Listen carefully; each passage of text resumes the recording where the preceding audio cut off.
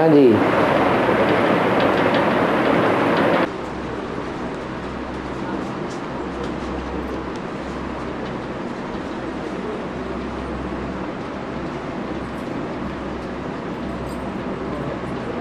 हाँ जी। बाबा कहता है हाँ, माताओं को कन्या बने।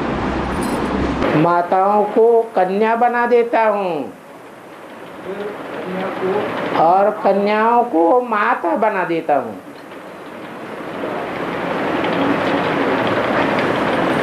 माताएं ज्ञान में आती हैं, पक्की पक्की ज्ञान की धारणा करती हैं, क्योंकि जीवन की बहुत अनुभवी हैं।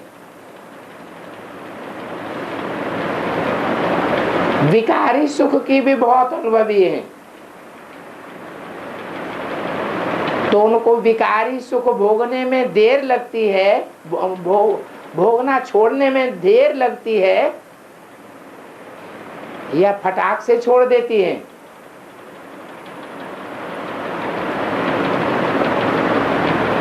माताएं जो अनुभवी हैं लंबे समय के विकारी सुख की, जब ज्ञान में आती हैं, ईश्वरीय ज्ञान ग्रहण करती हैं, तो अपने अनुभव के आधार पर उनको विकारी सुख भोगने में रस आता है या धक से छोड़ देती है,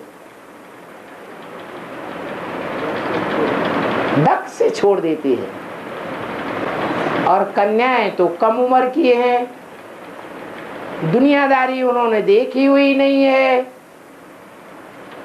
तो थोड़ा लालसा रहती है, वो धक से उस दुनिया को नहीं छोड़ पाती। इसलिए बोला हुआ है कि माताओं को कन्या बना देता हूं, क्योंकि विकारी सुख की आस उनकी जल्दी खलास हो जाती है।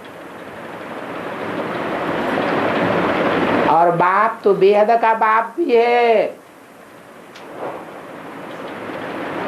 बेहद का साधन भी है, सर्व संबंधों से संबंध निभाने के लिए आया हुआ है।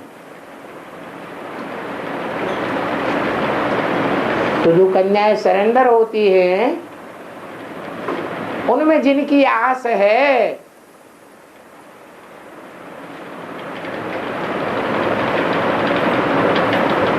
तिरसठ जन्मों की जो आस रही कि कृष्ण हमारा पति बने, भगवान हमारा पति बने, तो ये बेहद का परिवार है। इस बेहद के परिवार में वो कन्याएं बाप का बड़ा घर संभालने के निमित्त बन जाती हैं।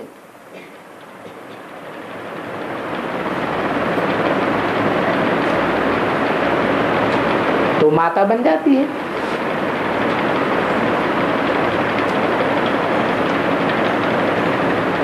आगे चल करके एक एक कन्या 10-10 सेंटर संभालेगी।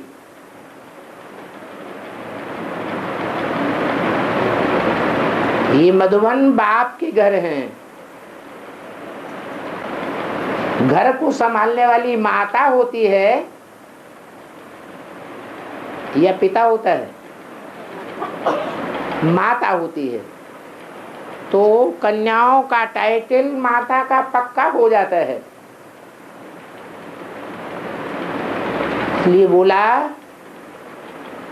कन्याओं को माता बना देता हूं और माता को कन्या बना देता हूं। और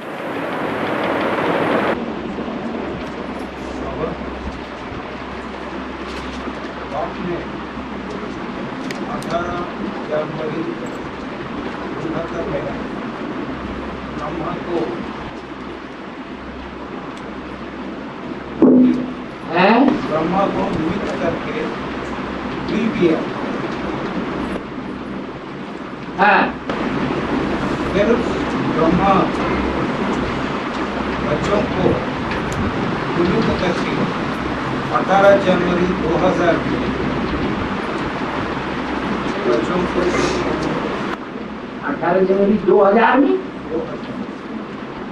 बच्चों को क्या किया? हाँ,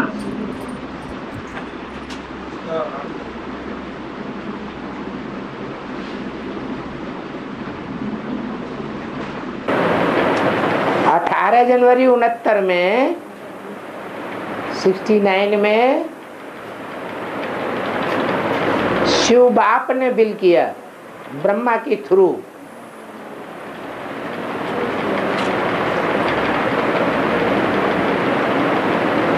और जिस ब्रह्मा के थ्रू विल किया वो ब्रह्मा तो 100 साल की आयु पूरी कर दी। 87 में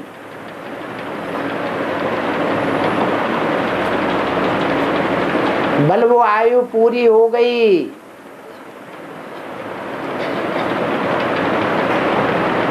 फिर भी आयु पूरी होने के बाद कहते हैं ब्रह्मा 100 वर्ष की आयु में खलास हो जाता है।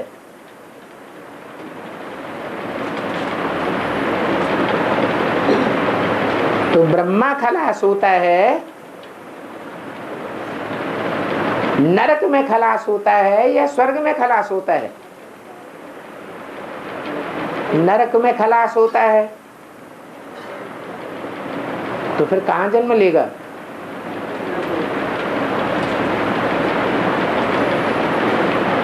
ब्रह्मा होता है संगम युग में, विष्णु भी होता है संगम युग में, शंकर भी होता है संगम युग में। तो सन 87 के बाद ब्रह्मा वाली आत्मा का जन्म कहाँ हुआ?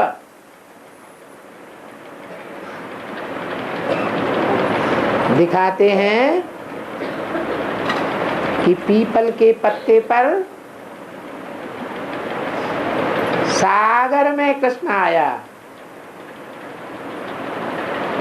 गर्भ महल में। ये उसका पहला जन्म हुआ।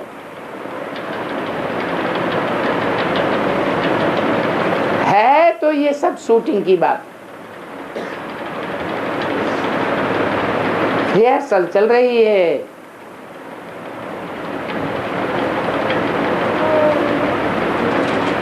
तो जरूर है कि जब बच्चा आया है और बच्चे ने आधार लिया है गर्भ महल का, तो गर्भ महल देने वाली माता भी होगी और बाप भी होगा या नहीं होगा? है? होगा या नहीं होगा? अरे पीपल का पत्ता हो गया माता,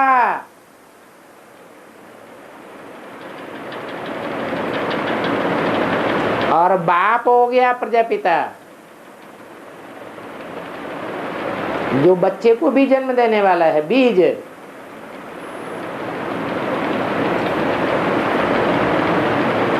कृष्ण तो सृष्टि का पहला पत्ता मात्र कहा जाता है, लेकिन पत्ते का जन्म भी तो किसी से होता है, बीज से होता है।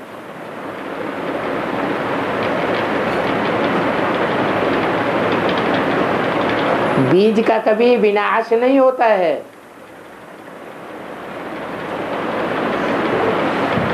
हाँ, वो कृष्ण वाली आत्मा भल गर्भ महल में आ जाती है तो भी सूक्ष्म शरीर से संसार में शिरकत करती रहती है। जैसे कि छोटा बच्चा जन्म ले लेता है, शिशु बन जाता है, 2-3 साल का भी शिशु है या 6 महीने का शिशु है, तो अपने आप हंसता है, अपने आप रोता है, उसको कोई हंसाता और रुलाता नहीं है, तो भी अपनी पूर्व जन्मों की स्मृति में जाकर के हंसता है, रोता है। इससे साबित होता है कि वो भी अपनी सूक्ष्म दुनिया में स्मृति से चला जाता है।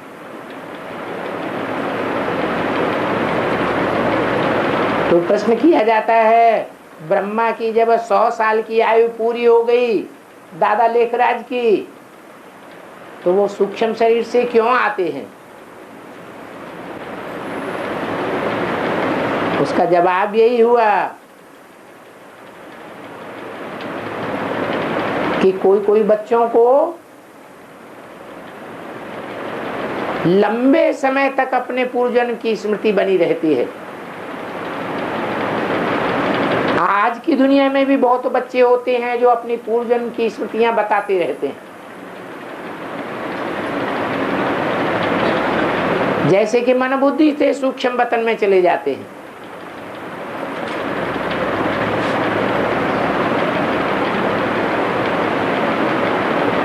तो 2000 पूरे होते होते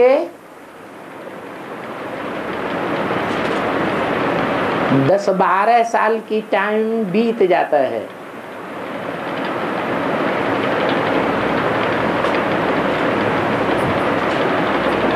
और वो सोल ब्रह्मा की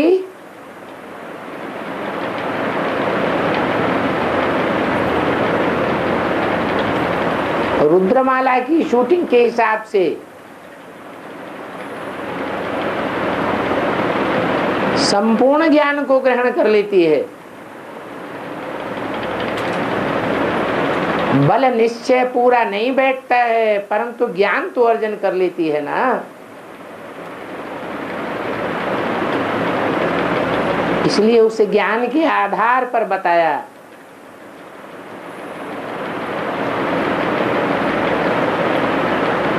क्योंकि बुद्धि एकाग्र तो नहीं है, आखिरी बच्चा बुद्धि ही कहेंगे।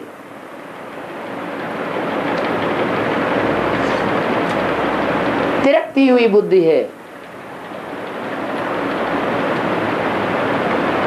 इसलिए 2001 में बता दिया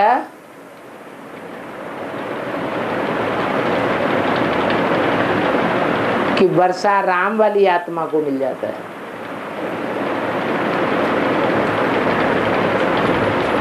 फिर बुद्धि तिरकती है, तो फिर गुलजार दादी में प्रवेश हो जाता है।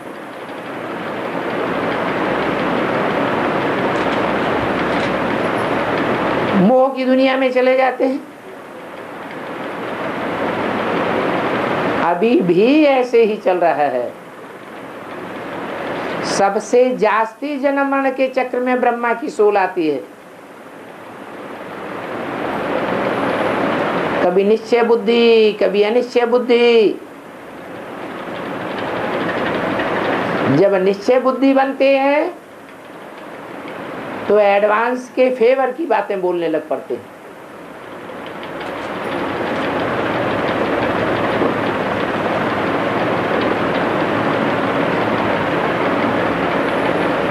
इसलिए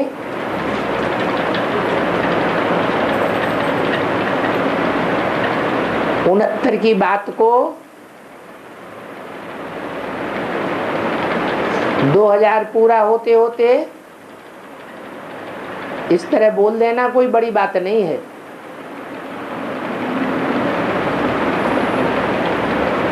और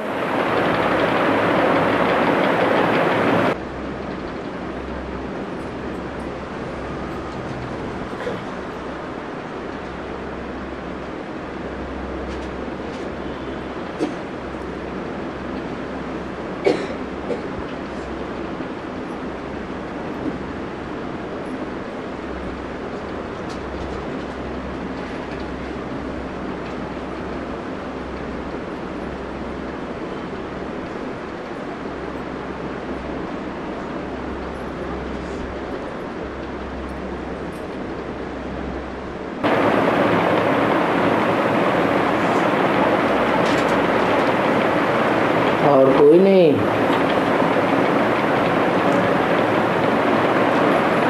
प्रश्न आया है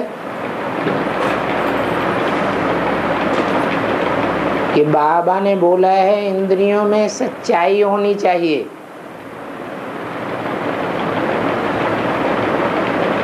तो इसका बेहद का अर्थ क्या है?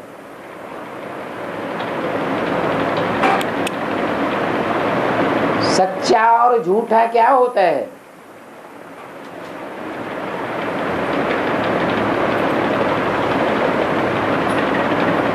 जैसे भोजन है,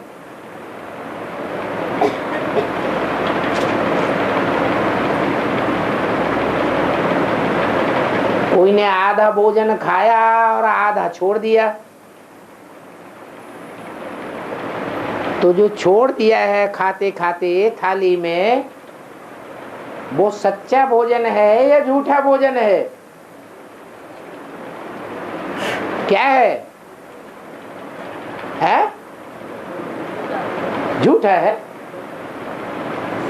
तो ऐसे इंद्रियों में भी सच्चाई होनी चाहिए।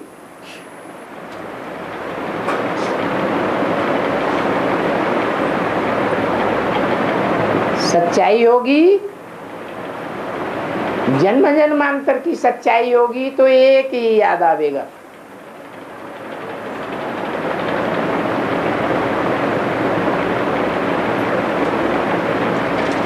और जितना जन्म जन्मांतर का झूठापन बढ़ा होगा,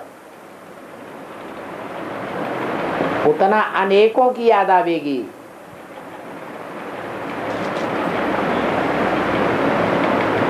क्योंकि याद आने का आधार है सुख दुख।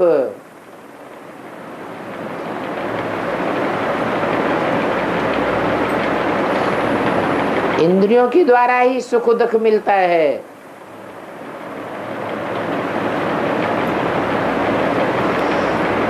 तो वो याद आता है।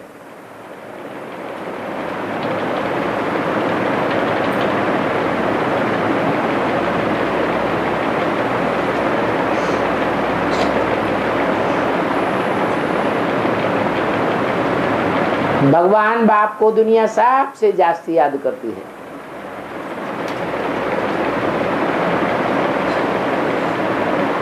तो उस याद का आधार क्या है? कि सारी दुनिया एक भगवान को याद करती है। भल जानती नहीं है तो भी भगवान को याद करती है। जरूर भगवान से जितना सुख मिला है उतना और कोई से नहीं मिला है। और ऐसे टाइम पर सुख मिला है जबकि दुखों के पहाड़ गिरते हैं इस दुनिया में।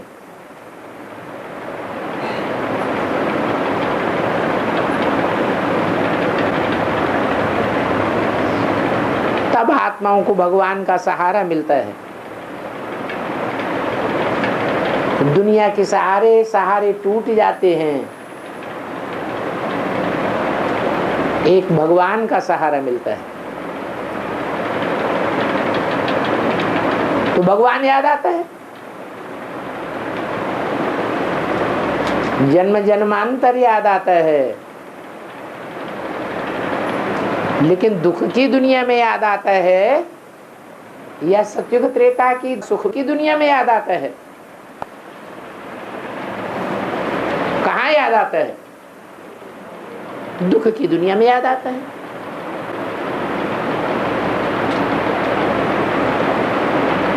इसलिए बोला कि इंद्रियों में सच्चाई होनी चाहिए।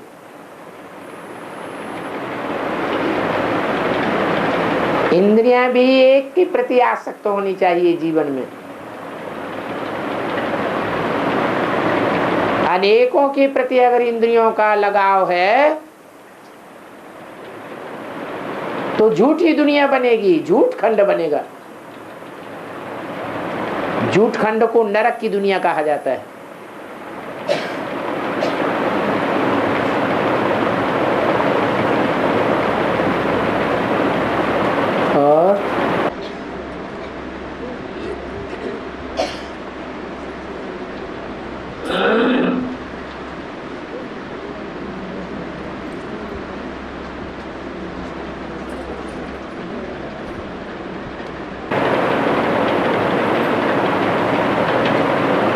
अंडमान निकोबार में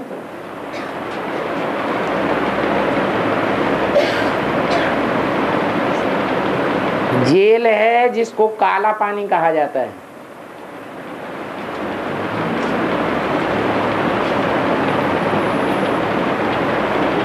ये बहुत ज्यादा क्रिमिनल एक्ट करते हैं,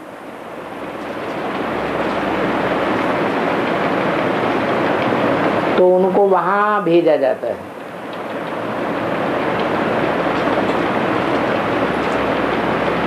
जहां न तो ठीक से रोशनी आती है, न हवा आती है, और उन कैदियों को खाना पानी भी ठीक से नहीं मिलता।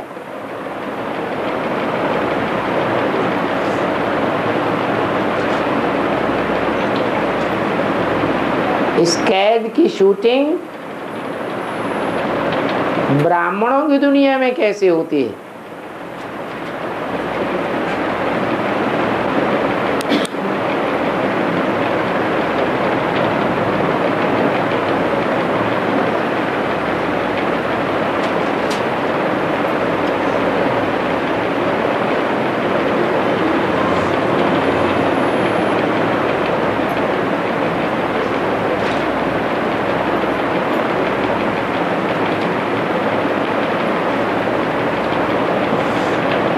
जो बाप के बनते हैं, सरेंडर भी होते हैं, और सरेंडर होने के बाद भी छुड़ जाते हैं। ऐसी ऐसी गलतियां करते हैं कि दूर हो जाते हैं ड्रामा प्लान अनुसार।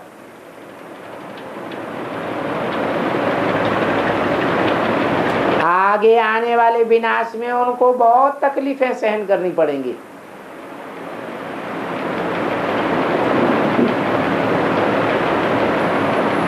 एक होता है ट्रांसपेरेंट वाटर,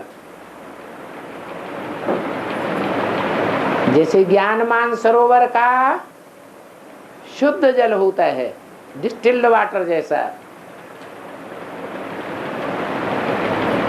और एक होता है शुद्ध जल गंदे नालों का। कालापन किसमें ज्यादा होता है? नालों के पानी में ज्यादा कालापन होता है या ज्ञानमान सरोवर के जल में कालापन होगा?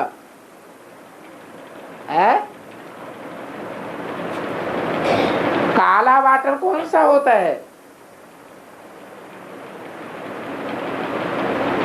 जो नाले बहते हैं उनका काला पानी होता है।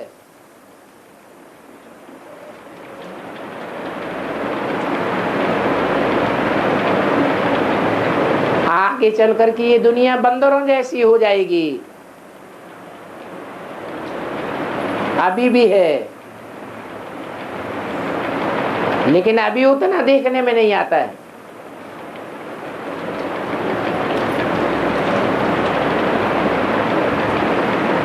आगे चल कर के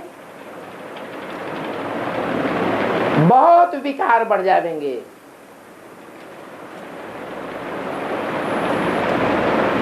बाहर की दुनिया में और ब्राह्मणों की अंदर की दुनिया में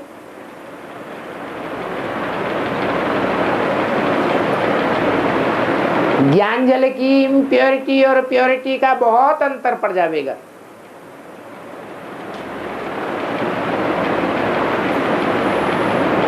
पवित्र ज्ञान जल बुद्धि को शुद्ध करता है,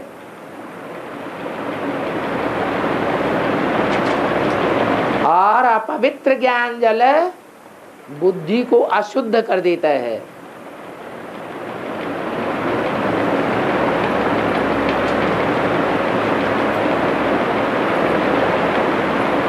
जो छोड़ के चले जाते हैं और फिर वापस नहीं आते, वो बाहर की दुनिया में जेल बर्ड्स की तरह बहुत दुख भोगेंगे।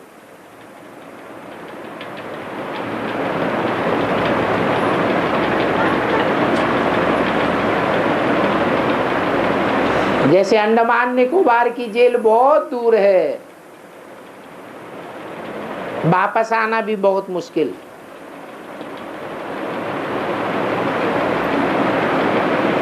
ऐसे बहुत दूरी अनुभव करेंगे।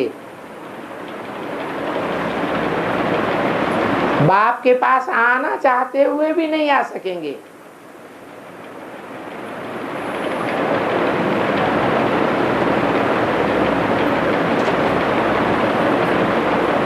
जब तक उनके कर्म बंधन पूरे न हो तब तक भुगतना पड़ेगा।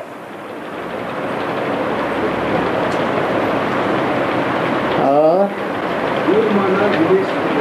है दूर माना कनेक्शन ना हो, ना हो पाना। आजकल विदेश और स्वदेश की बात नहीं है। विदेश में भी कितना भी दूर का दूर विदेश क्यों ना हो, 12 घंटे के अंदर आना जाना हो सकता है, बातचीत हो सकती है कहीं से भी। आज की दुनिया तो छोटी हो गई है, दूर का मतलब कनेक्शन ही नहीं जुट पाएगा। ब्राह्मण परिवार से कनेक्शन के लिए तरसेंगे। जैसे वो कैदी होते हैं तो लौकिक परिवार वालों से मिलने के लिए तड़पते हैं, लेकिन लौकिक परिवार के संबंधियों से, बाल बच्चों से मिलना जुलना नहीं हो पाता।